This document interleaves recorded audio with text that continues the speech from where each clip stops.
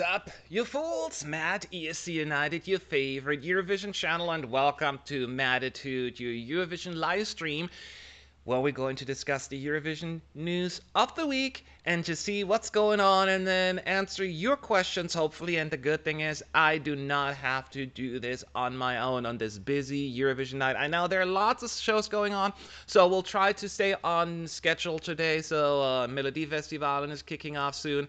But let's focus on the news and everything that's going on. As said, I have my buddy Sebastian here. Good to have you back, my friend. And what do you think? What show are you excited about the most today? Hello, Matt. Great to see you again, and thank you so much for having me once again. I'm the most excited about Sweden, of course, because it's the biggest show in the Europe. Everybody was talking about Sweden, so I'm really also considering what's going to happen today. That is true. No, you're absolutely right. I don't want to be as predictable like Sweden, but yeah, it's Sweden. It's just that kind of show you're always super excited about. So, again, it was a busy week, and I got so many nice messages from everyone, asking, "Where are you, Matt?" I had to travel for work. Like, this doesn't pay the bills, right? Eurovision, as much as I wish it would. So I was on the road, but I am back here, and I don't expect any additional departures on my end. So I'll be here to discuss the news throughout the season. So I think we should delve right into it. Keep in mind, we're going to talk about the news. I'm going to read you the topics, then Sebastian and I will dissect it. And then we'll answer your question at the end. Make sure to always put at ESC United in the chat so I can see it. Now, the first thing we're going to talk about, Sebastian, is the allocation draw, which took place Monday, so 5 days ago or so. And allocation draw, obviously, we had those 6 pots based on voting patterns in the past to make sure that they're being split fairly amongst the 2 semis and there's no unfair allocation that a certain group of countries can just easily squeeze through. And I will put on the allocation of the first semifinal on the screen in just a second. Here it is. So what are your first initial thought of the particular allocation? Do you think who is a winner, who is a loser? Just pick something and then we'll go from there. But keep in mind before I let you talk, we always disclaimer, it's in the end the music, right? So don't think that we're just going to know what's going to happen. But I just wanted to, there's always a little bit of an impact. Sorry, go ahead. Oh, it's quite a piece of cake to tell about this first semifinal. I'm absolutely happy that Poland is right there because I'm Polish. So my concerns goes very, very hard to favor Poland. Yes. That's for sure. That's for sure. So I'm really glad that Poland is here because second semifinal looks like a bloodbath. We're talking about bloodbath in Lisbon in semifinal 1. I think that Tel Aviv semifinal 2 have this potential. So I think that first semifinal it's kind of place for countries who want to show something Europe. Mm-hmm. They want to retribute each other after not passing to the final in last year or last years. This is the semifinal of big hopefuls. Mm-hmm. So I'm quite interested what gonna Czech Republic do after great results of Mikolas Josef. If they're gonna do once again with great results, with friend of a friend, or maybe not. I'm really interested what's gonna be the Belgium faith. Mm-hmm. I'm really interested about Australia because we're gonna have open pre-selection for the first time there. Yes. We know about lots of great artists like Shepard in the show, so I'm also very wondering about their faith. And Serhat come back. This is quite a cool surprise after all these gossips about San Marino participants. We don't know anything at all about this, quite honestly. So all crazy things can happen, but we have Serhat. And of course, Darude. So it's pretty unpredictable, but I'm really hopeful that Poland gonna go through with countries like Ukraine, Belgium, Australia, and Hungary. Hopefully. That is true, and you make a really good point. It is really the semi of the underdog for the most part. We have like smaller or like less successful countries, like at least as of late, certainly San Marino, Iceland, Montenegro. Then you have countries that haven't the greatest track record: Czech Republic, I mean, last year was great, but other than that, and then Slovenia, not necessarily the biggest player in Eurovision terms. They're all in the same semi, and I would think at least one or two of them could easily squeeze through. Because all the big hitters, at least traditionally, or not all of them, but most of them, are in the second semifinal, whether it's Russia, Yeah. Sweden, all of these countries, right? And a bunch of other of the Scandinavian countries. Looking at, we talked earlier a little bit. Poland obviously has a lot of friends in general in Europe. Some of the countries where they get points from are not in here. So the first thing stood out to me: Germany, the United Kingdom, Ireland. Those are countries often supporting Poland. So they are not in this one. But of course, they still have other countries, Hungary, potentially Ukraine. So they have a mixed bag as far as like their odds are concerned. First half in a semi, it's not as important to me as like in the grand final. You want to be in the second half there for sure. Another thing that stood out to me, the same thing happened last year. Finland and Iceland are in semi one, and then the three Scandinavian countries, Denmark, Sweden, and Norway, in the second semi. Iceland and Finland, I call them always second cousins, not first cousins. Like in Norway, they're always like, they're kind of, yeah, we like each other, we give each other a few points, but it is not often as impactful. So I think Iceland didn't, once again, got a little bit of a short end of the stick. What do you think? Hard to tell. It's always our discussion is always limited because we have some situations, actual situation on the paper. We have lots of question marks still, but fact of the matter is that Iceland looking for coming back to good results after years of not advancing. We know that Hera Björk come back to the preselection of Iceland, so maybe she is the natural candidate to go to Tel Aviv and maybe just do a fairy tale for Iceland and finally give them this new breath on the Eurovision life. But fact of the matter is that you are very wisely told about this connection between the countries in the semifinals. It looked interesting for us for sure. We all wanna know how it's gonna happen. But fact of the matter is that Iceland once again have a little bit unlucky from my point of view, with all my love to this country. And I'm also not sure if Greece with Cyprus is a good mixing on the one semifinal. We know from the Lisbon that it wasn't work for one of the countries, and it was Greece. Yes. So maybe in Tel Aviv it's gonna be the same story, especially that Cyprus just take Tamta, who was really considered as a pretty potential huge name for both of these countries. So maybe this is gonna be the kiss of death for Greece, probably.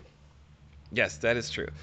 And hopefully, yeah, it's going to be interesting to see also Russia, because Russia has a lot of friends, right? The two countries that Russia doesn't want to be in the same semi with is Georgia and Ukraine, even though they're in the same pot kind of situation. But, the political situations, the juries always will put them further down. So Russia is kind of like relieved from those duties and vice versa, that the juries will not turn each other down. I think Ukraine, Belarus, and Georgia, they're more closely aligned often point-wise, so that's going to work out for them.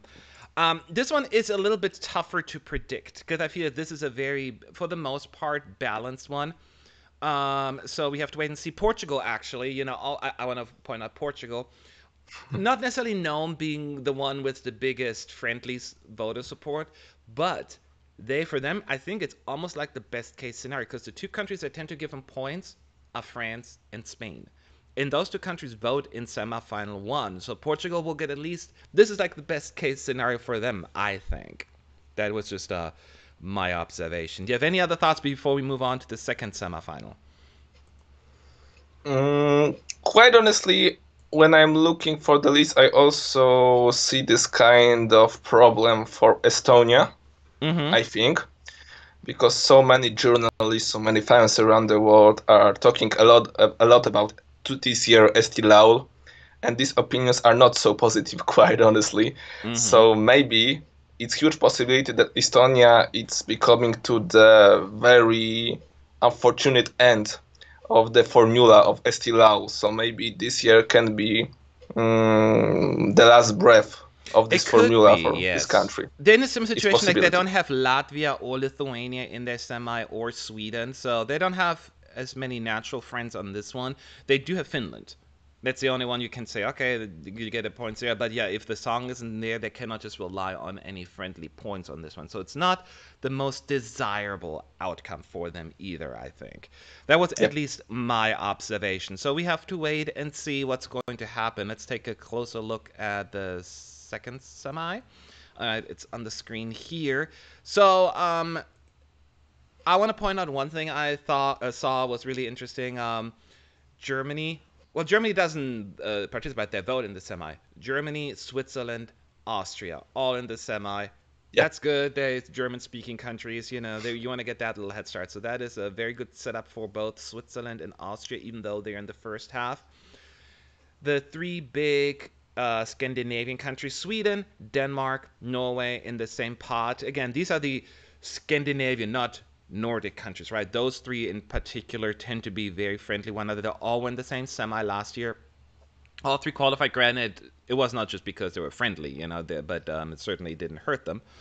And then the ones stood out to me: Moldova and Romania. They have each other here as well in the same semi. Again, one set of votes, not enough, but I think, as you pointed out, there are a lot of big hitters here, right?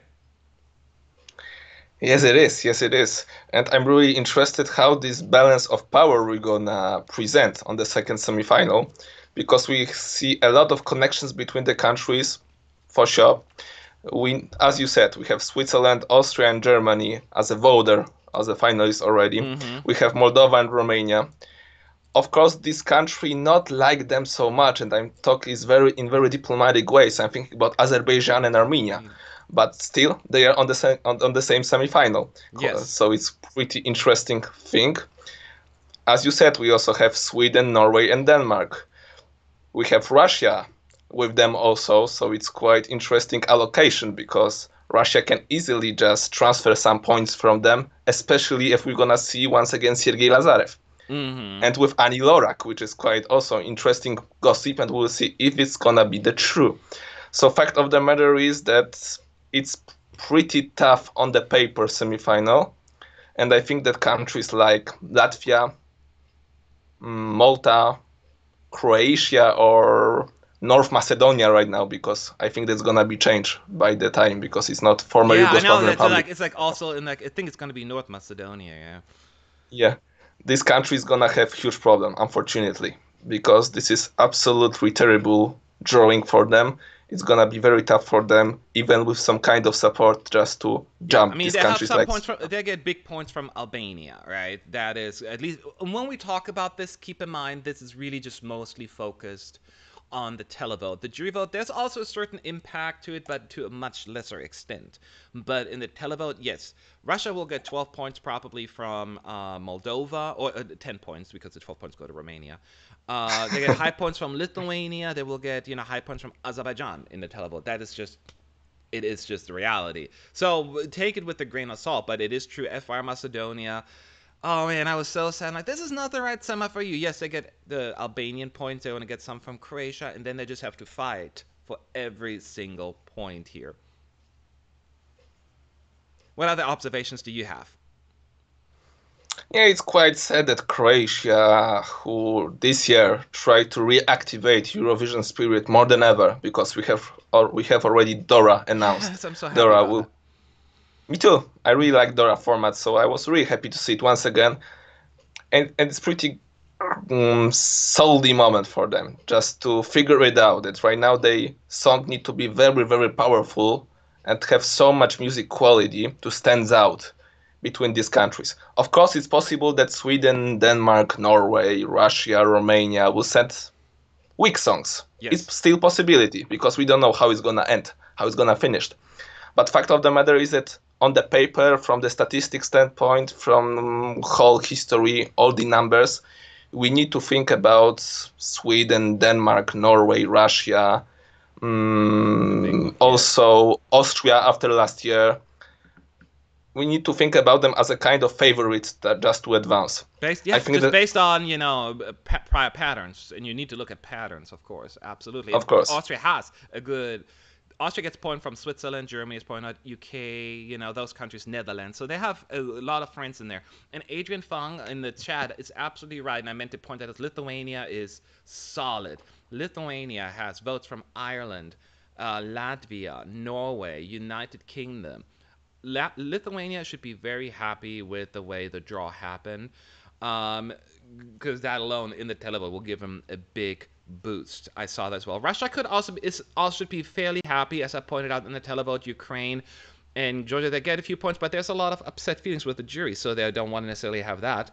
But they have Armenia, they have Azerbaijan, they have Moldova, they have Lithuania. This is a much better setup than they had last year with Julia. Granted, the song was bad, but even with that song, it was still in 11th place, right? So Russia will always get a good chunk of points by default. And this year, though, I think they're in a much better place from that perspective. Yes, you're absolutely Yeah. right. And if I can, because Meisterhood wrote on chat, I hate it when countries rely on diaspora votes, Romania, Poland, and Lithuania.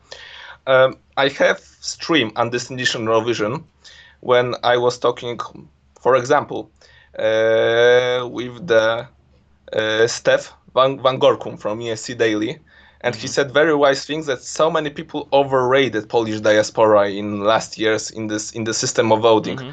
Because if we just take into consideration that Polish diaspora is that strong and that powerful, where they are from the years when we have so many songs and we are having very bad places on the final, where is Polish diaspora in Lisbon when we are not advancing to the final?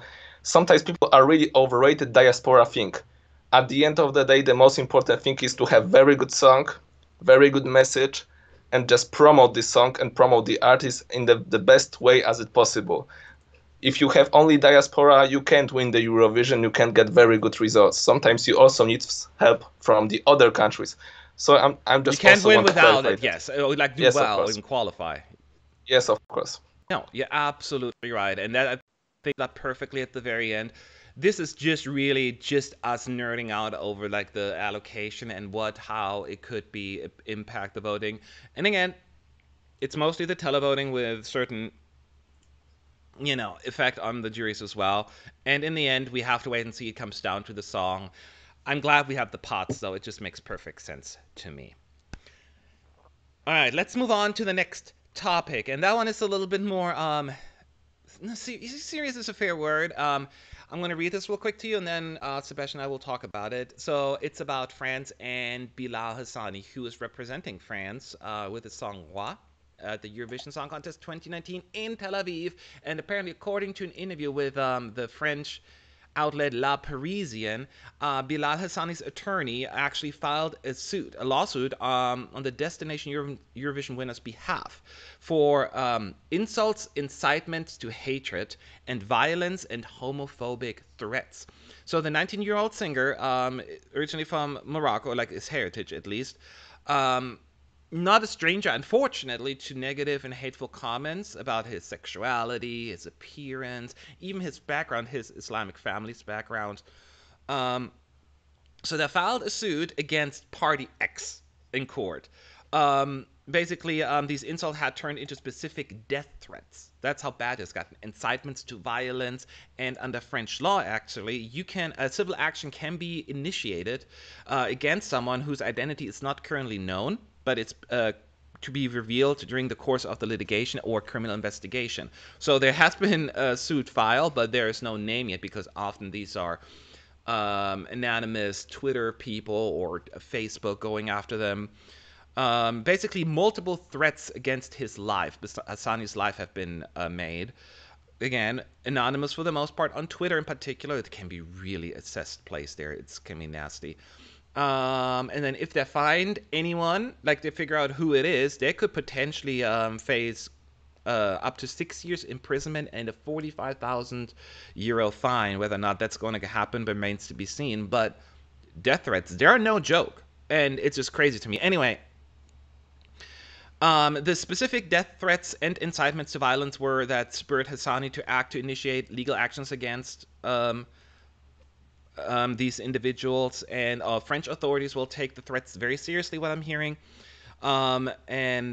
He still is in a fairly good spirit, says he's so happy to be in Eurovision and that he does not get sidetracked by the hate speech on the internet. And let's talk about this in general. First of all, I think we both can agree this is unacceptable, right? It's unacceptable. It's disgusting. I never understand people who send death threats to anybody. I can't understand too much violence, hate, and aggression for the people because who they are. I can understand very well that we can not agree about the music, about the quality of the song, about the lyrics, about the presentation, about the staging. A lots of factors connected with the artist, Mm-hmm. but still I put a huge border between the artist and the actual song and about his private life.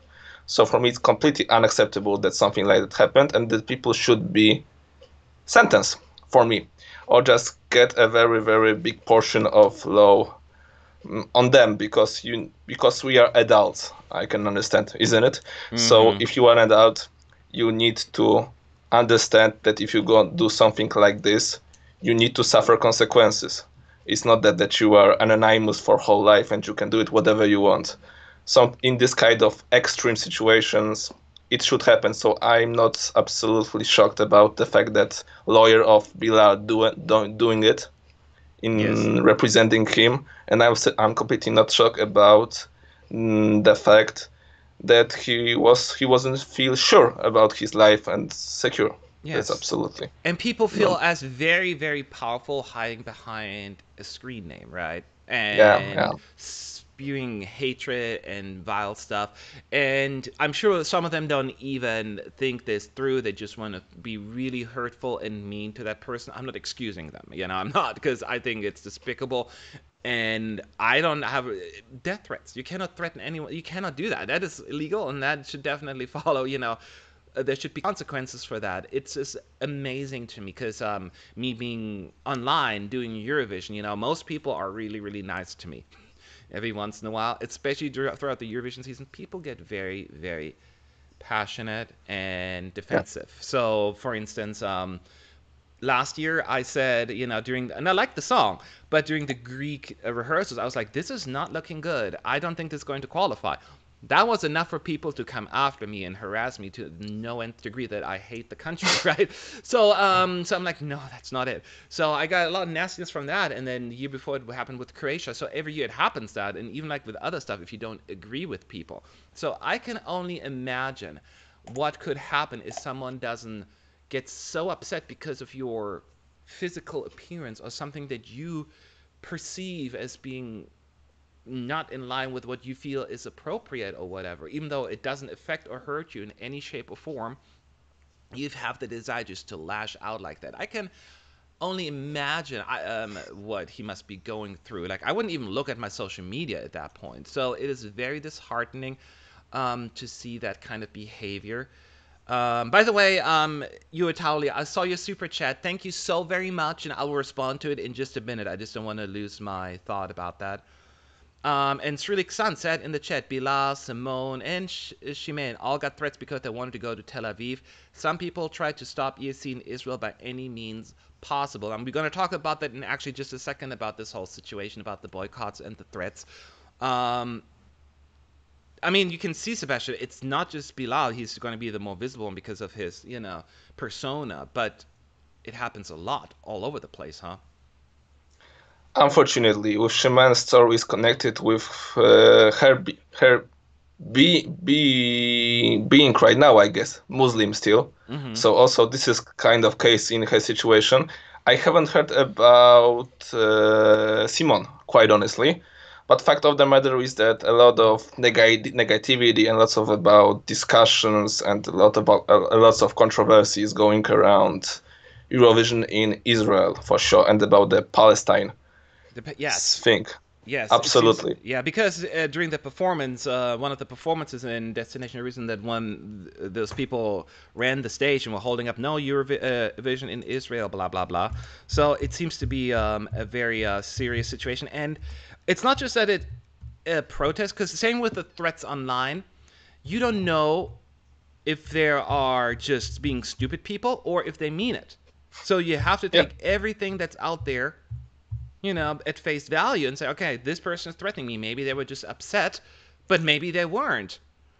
Like if you guys like, I know where you live, so make a blah blah blah. I'm like, oh my god, if someone were to say that to me, I would be like, no way.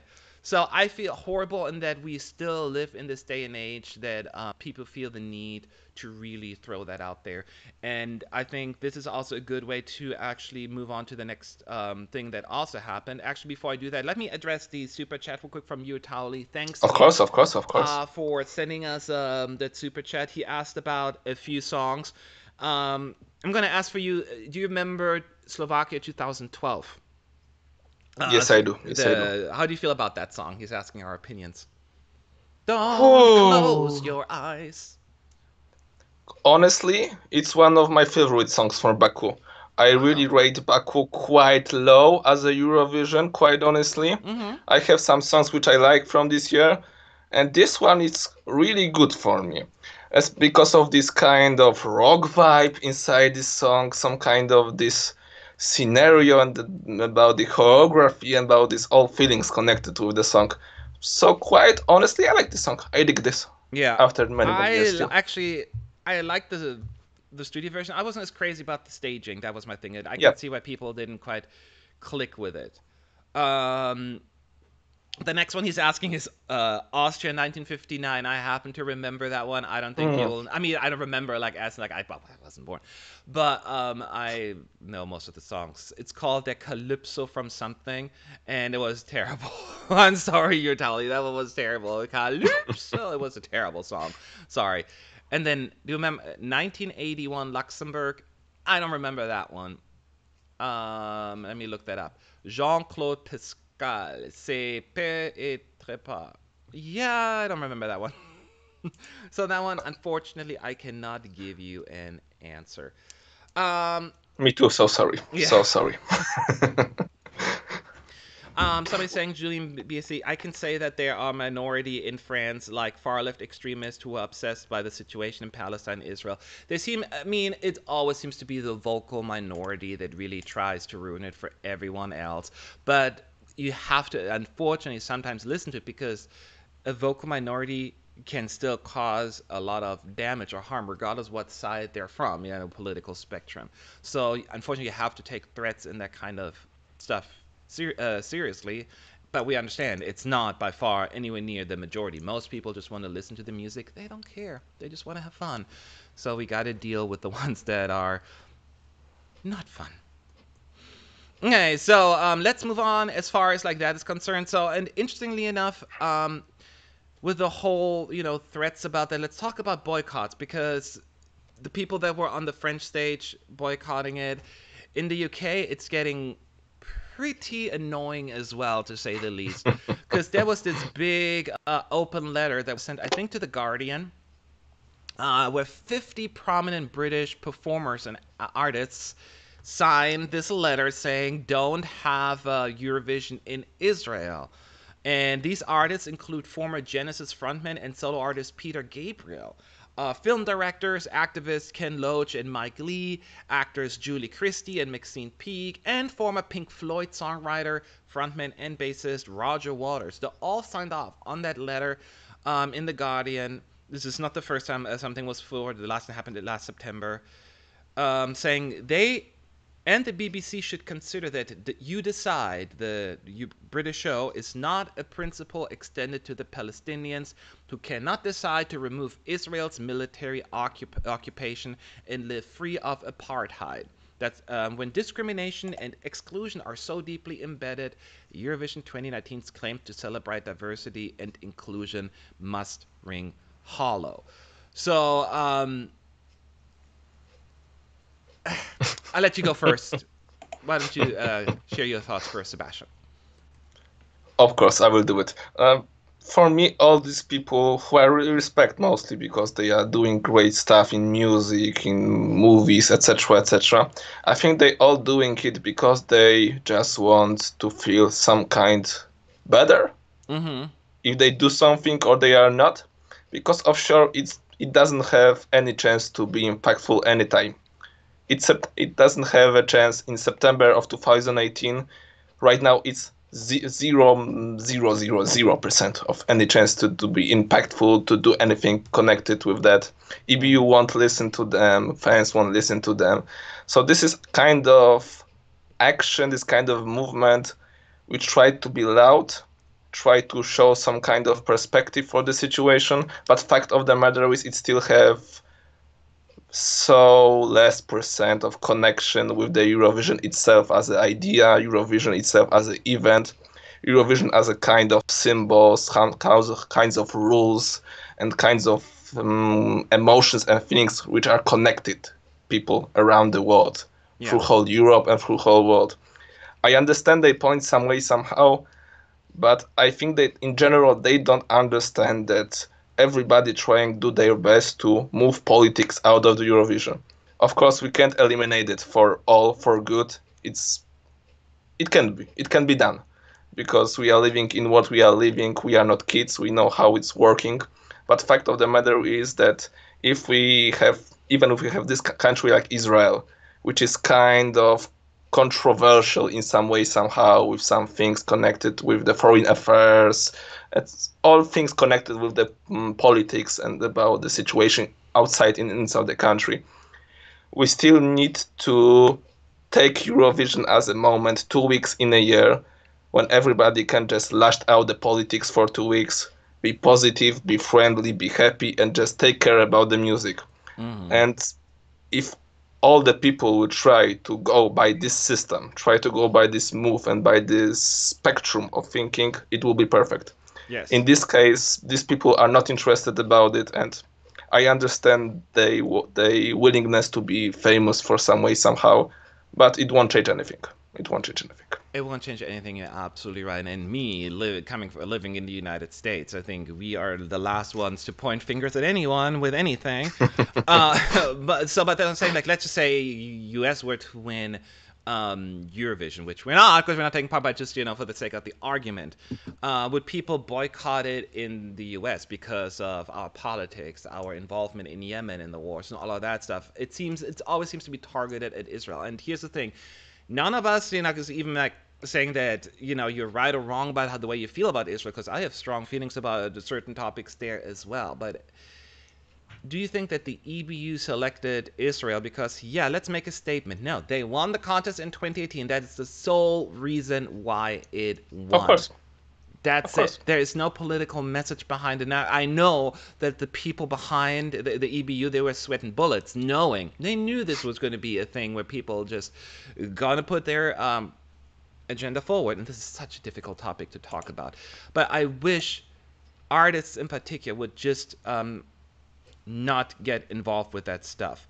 Someone is actually asking, are you worried that after the two-stage invasions 2 years in a row, there could be a tragedy, such as a terrorist attack at Eurovision? I don't think we have to worry about that in Israel, even though you feel like, well, that's the prime place to be it. If someone knows something about security, it's Israel. So, personally, I'm not really worried about that. I know that the boycotters people are saying, Sebastian, is the boycotters are the BDS, the anti movement that had went after other artists who then ultimately canceled their shows in Israel, like Lana Del Rey, and then the BDS movement went for it, and she canceled it, I believe. So I think that is the kind of approach that they're doing here as well. Maybe, but still, it's not fit to the world of Eurovision at all. Quite honestly, Yeah. single concert, single tour, it's quite different world from the Eurovision Song Contest itself. So the event which are prepared for whole year, event which are taking place for many years, some kind of tradition which are connected so many countries right now around the world because we have also Australia competing. Yes. So as I said, it doesn't make any chance to be fact. It doesn't make chance to succeed. But I also understand the problematic way of Israel because Neta won the Eurovision Song Contest.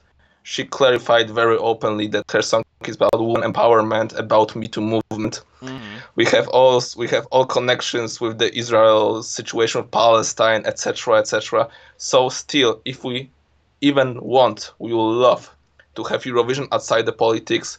sometimes artists are forgetting about this very simple for me rule, and also try to bring some elements in the lyrics, in their press conferences, just to make the song bigger, stronger, and Okay, yeah, impactful yeah. No, by you're the absolutely meaning. right. Yeah, and it is true, and it goes both ways. Israel, when they won, Netta first thing said, "See you next year in Jerusalem," and then Yeah, Netanyahu the next day said, "Yeah, it's going to be in Jerusalem." I'm like, we know why you're pushing for that. It's also a political agenda there as well. yeah, So it goes yeah. both ways. So we're not saying one side is better than the other, but it is something that needed to be addressed, and it's gotten to a point actually where actually it was reported in Israel, Channel 12, that the EBU responded to all of this stuff happening and sending a special letter to all delegations, all 42 delegations going to Eurovision this year, saying precautions and set forward out measures participants and broadcasters they can follow to ensure safety and any difficulties that they could face throughout their time at Eurovision.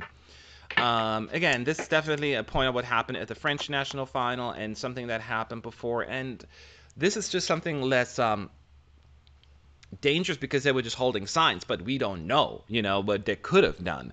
So, especially once you go out there and you promote the song, people just tend to forget that this is the act and they immediately associate. If you go to Israel perform for Eurovision, you immediately endorse any kind of policies that you personally are not in favor of, and that it becomes such a difficult thing to really go through.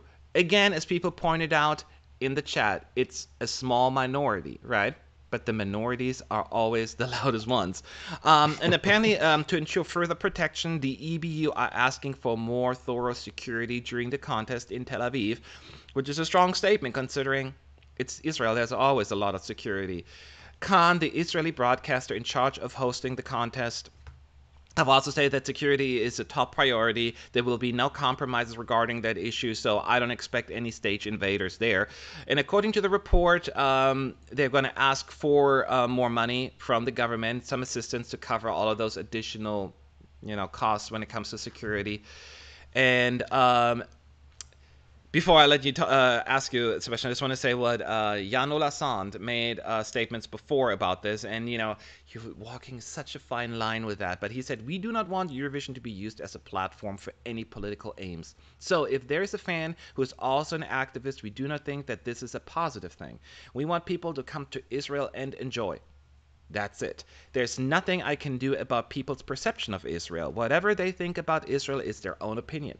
However, the EBU is an organization with clear policies. No politics of any kind is allowed. In fact, no country has announced that it intends to boycott Eurovision, and it's now a fact that Israel will host it, right? That was the initial Yep, statement. And yeah, I mean, Bulgaria withdrew, but it had nothing to do with the fact that it wasn't Israel. It exactly, was exactly. because money, money, money. So no country has withdrawn, which is a great sign, but it just basically the it gets to the core of what it is. It's not politics. Now, Sebastian, you've been to Eurovision. What do you think they should? Can you think of anything that they should do differently when it comes to hosting the contest? Whether it's security, the press center, the arena. You have like real life experience with Eurovision. Is there anything that comes to mind for you that they need to really focus on? Mm, if we are thinking about the most important things, because I'm not about our selfish egos at the press, I think that security is the most important thing. I think that EPU understand very, very well that situation which happened with Jamela in Kiev and happened with Suri in Lisbon was completely, first of all, it's completely unexpected for us and for everybody because it shouldn't happen. Just Mm-hmm. done. It shouldn't happen in the first second. But still, I think that EBU understand very well that situations shouldn't have take place, and some kind of elements of the security system was messed up. So right now, it's a huge thing to do for the CAN as organizer and EBU as a organization who are leading the Eurovision itself every Yes. year to do everything to not make the situation happen third year from a row because we are all thinking about what can happen if this guy from with Australian flag, which is Ukrainian guy, if he will have in mind not showing his ass on the live TV, if you have in mind to just take a gun and do something, if this guy who just interrupts, sorry, have a knife, so terrible story can happen, and Eurovision perception can change forever. So right now, I think it's really important thing, especially at this situation when Israel was kind of very controversial country about the Eurovision hosting. So many people have some problems with it. So many minorities go around and just voicing up their words, their slogans. It's really, really important to make sure that all artists are safe, the delegations are safe, and all people gonna be safe after the Eurovision at all. Yes. And that's important thing for me, the most important, because if we are not feel secure on the event, which should be about friendship, peace, and love, where we will find this safeness. Yes. This is the most important thing for me. That is the most important thing. You're absolutely right. And you're absolutely right. Security is the most important thing. I think in Lisbon there was a lack of that. Number one, the guy that stormed the stage, he had a backpack. You're not supposed to bring in backpacks. How did he get through security? Exactly. I remember going for security. We didn't know all the, because the rules at the beginning changes every day what you cannot bring in into the press center. But one day we had donuts. We were not supposed to bring in food apparently, but we had donuts in the back or something because it set something off. It went through fine, but if you carry it in your hand, it's not fine, but in the back it's fine. I'm like, that doesn't make any sense if you know the rules. It was just very, very confusing. I know this is Israel. They have a lot of experience with that, so I'm not quite as worried. Again, I'll have to get naked just to get in, so you can see we're not carrying any weapons. But it comes down to security, and they're good at it. And you see, and one thing you'll know about Israel, when you walk through it, there are people with, soldiers, military everywhere, so this is just part of their lives there, and they just have to deal with that all the time. So I'm not too worried about security as much. It's really just about the other stuff that's happening right now with all the boycotts and threats that is outside of what's happening in Tel Aviv. That is, I'm a little bit more concerned than anything else. It is a very difficult topic. Somebody's asking, will you do another live stream after the national semi-side? Yes, we're going to be live after the Melodifestivalen. So I'll put up the link in just a little bit. Eurovision Online, you asked also a question here. I wouldn't mind if the UK pulls out of ESC because all their songs in You Decide are terrible and that wouldn't make the final worse. Well, that's a different reason. So that would be, I guess, I mean, of course, that is subjective. So, but we have to wait and see. So, yeah, so hopefully everything will be fine. It is unfortunate. It kind of takes a little bit the fun out of it, doesn't it? Or can you look easily past that, Sebastian, when you see all that negativity and boycott? How does it affect you at all? No, we can't pass out. From first moments when Neta said we will see each other in Jerusalem, the whole circle of different weird situation, news, outside Israel, inside Israel is happening. So from my point of view, it's one of the most tough editions in 21st century, with so many controversial moments, with so many gossips, news situations which hadn't taken place. Lots of them connected with the politicians, connected with everything what shouldn't have connection with the Eurovision at all. Yes. So fact of the matter is that we just need to try to change our mindset to music once again and just a little bit step out from this bubble which we are right now. Because at the end of the day, it's about Eurovision Song Contest. So I understand that we cannot avoid it at all, but we will need to do our best. So this is why I'm also quite happy about the words from Mr. Bilal Hassani, because he just answered and he just shared his thoughts in the best way is it possible for me. Yeah. Absolutely. I think he nailed it. He's absolutely right. He cannot change people's perception and their thoughts about it. And why bother trying? Because we all have our thoughts. It's very difficult to change anyone's mind these days. But regardless of what you may think, try to put this aside for Eurovision. It's just that simple. Exactly. Okay. So next up, just real quick, we don't have that much time because we want to be done by the time Melodifestivalen goes on. Finland has chosen the act, not the song, but they returned to the same part they did last year when Saralta was chosen internally. Then she performed 3 songs. Then the judges and televoters selected their favorite. They're going to return to that concept this year. and they have chosen a guy by the name Darude, and I never heard of him, but I know one of his songs. So everyone knows one of his songs. In 2000, the year 2000, almost 20 years ago, he became famous with a worldwide hit called "Sandstorm." Um, do you know that one, Sebastian? Of course, it's my childhood, so The absolutely love childhood, yeah. it. It's not, and that song, there are no vocals. That could never be at Eurovision because you need Yeah. vocals at Eurovision. But it's just, it's techno music basically. Now people are gonna cry. It's not techno. It's that. To me, it's techno. He that was his big thing, and he has done a few other things since then. But gamers in particular know that song very, very well. Yeah. I looked up hit, and he is going to go to Eurovision. 3 songs will be chosen. Now he is not a singer. He is a DJ, right? So he is going to actually be joined on stage by a singer, name of Sebastian Rayman, band member of the group The Giant Leap. He is doing all the singing. What was your first impression, or your general impression of the broadcaster picking Darude, Sebastian? A really surprising move, ballsy I thought so move, too. but fact of the matter is I'm really surprised because I always thinking about Darude. I think like 95% of the people as the guy who creates Sandstorm. So Mm-hmm. fact of the matter is that I haven't listened to any of his song in these 20 years. I think that most of the people haven't heard about any of his song in these 20 years. Mm-hmm. So my true concern is if he will just jump through his own legend with this song, and he will just create something special, unique, and magical to the Eurovision Song Contest with these 3 songs and with the Sebastian Rayman Mm-hmm. presence. That's the thing. I'm pretty cool about it because, as you all probably remember, we have Gromi and one guy from Sweden Mm. in Lisbon, Yeah. and was pretty cool, disco, funky, electric song. So Gromi and Lucas Meyer done a great job. So I'm see this kind a little bit of story connection between each other. Right now we have some continuation of this movement with even better known DJ and with the very good swing singer also coming from Sweden. So Yeah. it's huge question mark how it's gonna end. It's gonna be good or not. But I'm really interested about it because it's really, as I said before, it's really ballsy choice, not expected one. Yeah, it was a very surprising choice for me as well. I looked him up because I didn't know the name at first, but once I heard the song, I'm like, oh yeah, of course I know that song. But again, that was 19 years ago, and I looked up his on Wikipedia, at least his history.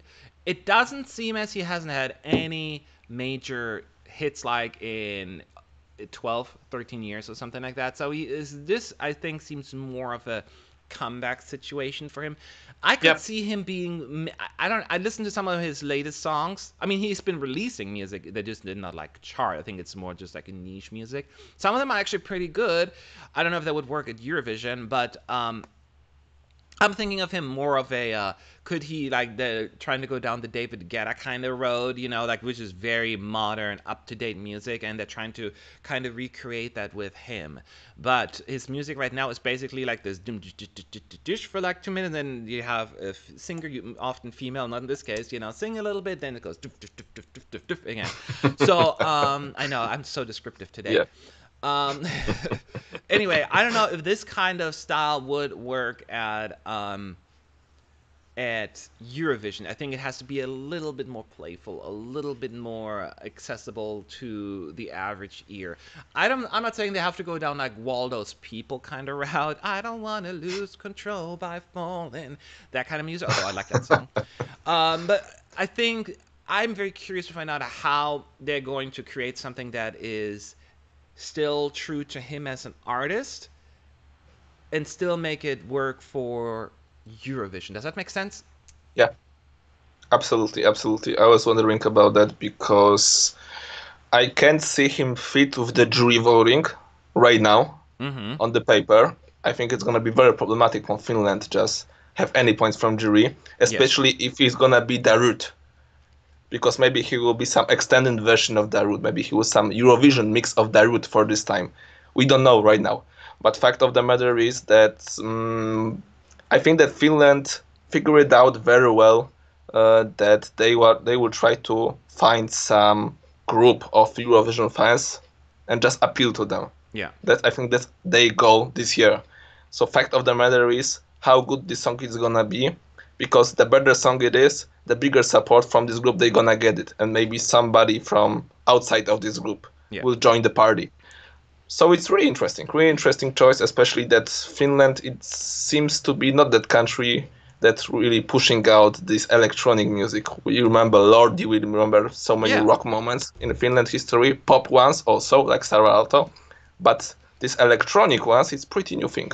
It's a new thing, yes. I am withholding judgment. I'm not the one saying it's not gonna. I'm just curious to see how they're gonna put this together. And Flavius in the chat said the first song will be released on February the 10th. So I think it's like every week they release a song, their total 3, and then you vote for your favorite at some point. So we have to wait and see. It was a very interesting choice for me as well. We have to wait and see. But I'm not counting them out. I just hope they know what they're doing. I'm a little nervous. I'm not going to lie. I'm a little like, what they're going to do. But let's be optimistic. Okay, we only have 10 minutes left, and we got to talk about it. We got to talk about Melodifestivalen. Sebastian, are you ready? Are you ready? I'm ready, of course. Are you ready? I can even talk. I'm ready, yeah. So, as you know, Melodifestivalen in Sweden, the biggest show there is, I guess, at least from popularity and viewers and all that stuff. Today is the first semifinal where 7 songs will compete. 2 will move on to the finals. 2 will move on to the second chance round, and then 3 will be eliminated. So, Sebastian, I assume you listened to some of the clips and all of that stuff that are out there, and the rehearsal videos. I mean, snippets only. Let's talk about, before your predictions, let's talk about, based on the short information, a little bit we have available, and that is, I understand, subject to change. Who stood out to you the mostest? I'm quite surprised about Victoria. In a good way or a bad way? In very good way. Okay. In very good way. Because I'm not the biggest fan of Melodifestivalen, and I can lie to you and to all you people. In my team, Destination Eurovision, it's more a lot of people don't like, it's not for everyone. It certainly has its distractors, let's put it that way. Yeah. Exactly. So I'm trying to catch it, of course, because I need to. Every Eurovision fan should just chase it. And with Victoria, I really like the staging of her song. I really like the fact that she take ballad once again, that she try and go this way. And with this a little bit Ruth Lorenzo bite in her staging. Yes. Exactly. It sounds to me that it's gonna be very great composition by the music quality, but also taking on eyes of people, of audience watching it on the arena and also on the TV. It seems a very, very good mix of the things for me. So that's for sure my big plus. And maybe not me especially, but Nano with Chasing Rivers, with this kind of kids around him, with the gospel vibe, with some kind of between R&B and soul. It's also get a very, very positive response from the people. So many people want to see this song in full version and see how it flows next 2 minutes. Exactly what I was. Thank you for stealing my thunder.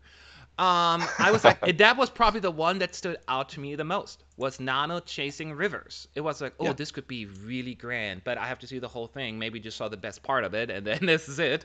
But it definitely was the thing that I was like, this could be good. Victoria, to me, initially I was hoping, because I loved her 2 efforts before, especially As I Lay Me Down. Oh, it's one of my favorites. Yeah. So I was glad that she was back, not thrilled that she's in the 3rd slot, but her voice is just amazing, first of all, and she does it well. I'm not counting her out. Now, the other 2 we need to quickly talk about, Sebastian. Anna Bergendahl, the only non-qualification for Sweden in the history of the contest. She is the last one to perform, getting the good slot, thinking that she's going to qualify. I listened to the short clip that we had available. It didn't grab me a whole lot. It looked pretty, but melodically, it did not grab me as much as I thought. It's because they were hyping that one. Did it register with you? Tough to say. I'm pretty okay with the staging. I'm really interested about it. We'll see how it goes with the song. Yes. I have this privilege to talk with her for 1 hour in interview. Check Destination Eurovision. So fact of the matter is, so fact of the matter is that I'm dig to her. I hope that she will very good, but we'll see with the whole song. I'm pretty similar to you in this case right now. Yeah, yeah. It was underwhelming, but I'm also withholding judgment. And now Mohambi, sixth song of the night, actually yesterday won the jury rehearsal. But that in they have that poll afterwards. He was the favorite there. It doesn't mean per se he's going to do well, but it's just a little indicator. Interesting to see that. Do you think he's still in the running, song wise? More to Andra Chansen for me, but quite honestly, these four which we are talking about, so Victoria, Anna Bergendahl, Nano, and Mohombi, I think that all they're gonna fight about the places. That's exactly. I can Yes. Go ahead. I can tell you which one which will get which one. But probably Victoria will be safely go to the final in advance. From my point of view, Mm-hmm. I think that Nano has also have great chance if this song gonna be that good as the snippet is, and maybe Anna with Mohambi will try to just go their way. So I Yeah. think these four gonna be the core of the rivalization today on the first semifinal. And I know these are the four big names that people know about and talk about. And yes, it seems like the obvious choice to make, right, between them. But I truly Yeah, believe these four will actually battle it out. And we're not trying to dismiss any of the other names. High 15. It just was none of the other songs were just like stand out enough. So I will guess that High 15. I'm going to do my predictions first, and then I'll let you do yep, yours. I think that High 15 and Aya Sayonma will be eliminated first. Ziana with Anis Don Demina, they will move on to the second round of voting and will then be eliminated in fifth place. And then it is tough for me. I will agree with you. I think Mohambi will be a second chance person. And then I think it will be between Nano, Victoria, and Anna Bergendahl fighting for the top two slots, with one of them yeah. going to second chance. But I don't know. I have since it's predictions, I have to predict. Oh God, I'm going to say. Be brave. I'm going to say Nano and Victoria to directly. Anna Bergendahl, Mohambi, second chance. I don't know though. What do you think? Your call. Oh, it's huge possibility, but also because of my sympathy to Anna, I will say Victoria and Anna directly, and Nano and That Mohambi was to like I Andra was gonna Chansen. say that too. I was because especially I picked both early songs, and I don't think both of them will go through. But I just said it. I cannot go back on it. I Yeah. think Anna will go through. Darn, I already regret my prediction here. Don't worry though. Don't bother about this. Yeah, so it could be, but it's going to be a very tough. But the thing is, whoever goes to second chance, they still have a 50% chance of making to the finals anyway. And it has happened before that the actual second chance candidate wins the whole Melodifestivalen. So we have like 2 minutes for questions. I would love to hear from you guys. Any questions about Melodifestivalen and all that stuff before the show goes live? Um, Make sure to do at ESC United so I can see the questions. Have you looked up any of the other names, Sebastians, that are taking Melodifestivalen? Is there anyone in particular that you're looking forward to? John Lundvik for sure, John and of Lundvik. course, Yeah. I'm wondering what's Margaret have in store this year. Oh, I forgot. Da, you're from Poland, of course. She got I think they really want her to go through. She's going to be the last one to perform her song in next week's semifinal. That's always a good spot. That usually indicates the producers want her to go through. Yeah, So on paper it's pretty good position, but we will see with the song. I think that always the most important thing for her is just promote her music in Sweden, not Eurovision at all. But we yeah, will see how it goes. exactly. I'm also excited about John Henrik Fjallgren. His music is just so different. And I'm a Yeah, big yeah. fan of Martin Stenmark's voice and him as an Oh, artist. So I think he didn't have a good song for Eurovision 2005, but nevertheless, he's a fantastic vocalist. So I would love to see what he has in store.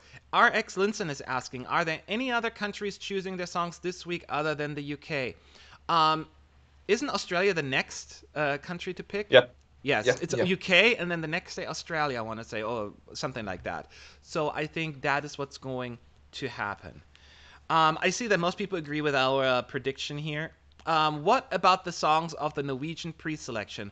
Mark, I will listen to them either today or tomorrow. I haven't done that yet because I was traveling for 5 days. Have you listened to them yet, Sebastian? No way. Yes, of course, I'm Okay, listening to don't say them. who's your favorite, but do you have like someone that you say think that's a good song? So you Few think of that's them. huh? Few of them. I think the quality overall is better than last year, so you won't be Disappointed. Okay. sad. Okay, so I will then check it out. I mean, I thought there were some my favorite songs last year didn't win, but we have to wait and see. Oh, I'm gonna listen to them. I'll do a reaction video. What do you I say can't wait. about Bella Santiago's Army of Love plagiarism accusations? I haven't heard them yet because again I was traveling. I always take plagiarism with a grain of salt. It happens every year a Yeah, gazillion yeah. times, so I'm not paying attention to it. Have you heard about that, Sebastian? Yes, I heard, but it's quite too late because It's a stretch. Romania have so many problems this year with Mihai, Mm, Tristaru, who just win draft and right now trying to go for Belarus and in Poland. He will try to participate in Poland, Belarus in pre-selections to go to Eurovision. Right now we have this allegation with Bella Santiago, so it's quite problematic with Romania. Next yes. whole long topic The to way it was discuss. chosen anyway, but I love Bella, so I'm not. It's tough. Yeah, we don't have time to go into this because Melodifestivalen Unfortunately. is starting, so we have to call it a night. Again, make sure to follow our channel because we will be live after Melodifestivalen. I will be joined by Robert and Sanio. Thanks again, um, Sebastian, for joining me tonight, and you'll be back soon, right? Yes, of course. It was a pleasure. Thank you so much for your time. Wonderful. So once again, everyone, check back soon after Melodifestivalen, and we'll go live and talk about that show as well as some of the other semifinals. So good day. Enjoy the show.